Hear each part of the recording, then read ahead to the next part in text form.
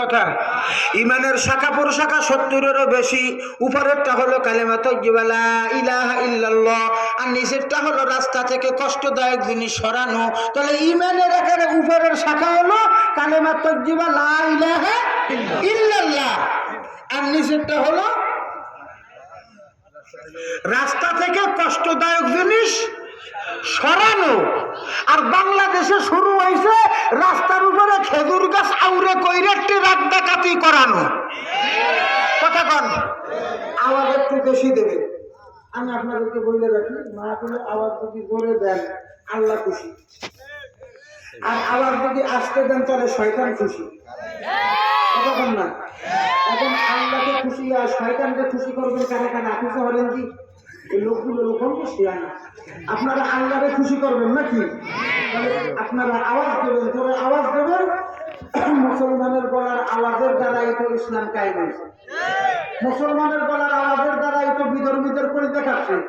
মুসলমানকে গলার আওয়াজের দ্বারাই তো হিন্দু, বৌদ্ধ, খ্রিস্টান, Roman Catholic, Protestant, Old Testament, New Testament, other nation, other religion participant, যত জাতি আছে, ধর্ম আছে, বর্ণ আছে, ওকে কই জায়গায় পানি ভরা খাওয়া লাগে। কথা কই কথা না? এই মুসলমানের গলার আওয়াজের দরকার। বদরের ময়দান থেকে 9.5 মাইল দূরে আব্বাস রাদিয়াল্লাহু তাআলা আনহু চিৎকার মারলেন। কথা কয় না? বুখারী শরীফ বলতে সামনে কিতাবুল মাগাজির মধ্যে ঘটনা। রাসূলের দরবার বদরের মাঠে আব্বাস রাদিয়াল্লাহু তাআলা আনহু আসার পরে বললেন, ডাক্তার দাদা এত দূরে আওয়াজ কে দিল? এটা আমি দিছি আওয়াজ। কি এত দূর 9.5 মাইল দূরেরটা শুনলাম? তাকে তুমি যখন আমার জন্য দোয়া করছো তখন আমার গলার আওয়াজ আল্লাহ বাড়াই গেছে।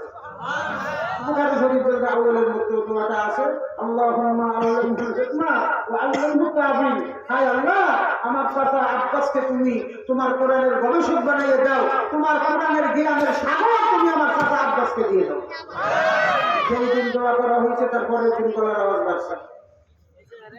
কথা বলে বিলাল রাদিয়াল্লাহু তাআলা আমাকে আযান দিতে বলছে আমার দুইটা সমস্যা। এক নম্বরে শুরু করছে, আপনারা কাছে জমি দেখেন গেলে তখন চোখ দিয়েছে। কথা বলে চোখ যাইছে মানে উঠছে।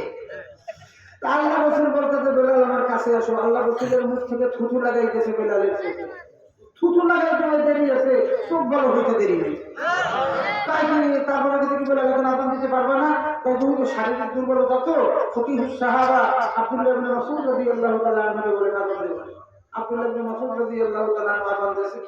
আযানের পরে বেলাল ওঠার পরে সেটাকে সময় হয় না, এবং কথা বলে ইসলামের সময় হয়। আল্লাহ রাব্বুল আলামিন ডাইরেক্ট রাসূলকে বলতে বন্ধু আজকে সকালে কি ফজরের আযান হয় নাই? মানে ইসলামিক সেন্টেন্স আযান কি হয় নাই? আল্লাহ রাসূল বলতে আযান হয়েছে।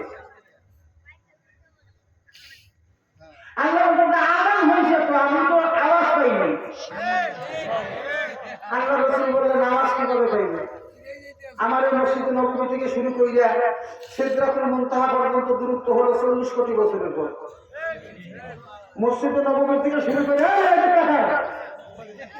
মসজিদে নববী থেকে শুরু কইরা সিদরাতুল মুনতাহা পর্যন্ত দূরত্ব হলো 40 কোটি বছরের পর। সিদরাতুল মুনতাহা থেকে শুরু কইরা আল্লাহর আরশ পর্যন্ত 70,000 মিলের পর্দা। একটা পর্দা থেকে আরেকটা পর্দার দূরত্ব হলো 500 বছরের কথা। এত দূর থেকে মওলা কিভাবে আযানের আওয়াজ তুমি পাইবা? আল্লাহ বলতেছে, বন্ধু আমার বেলাল যখন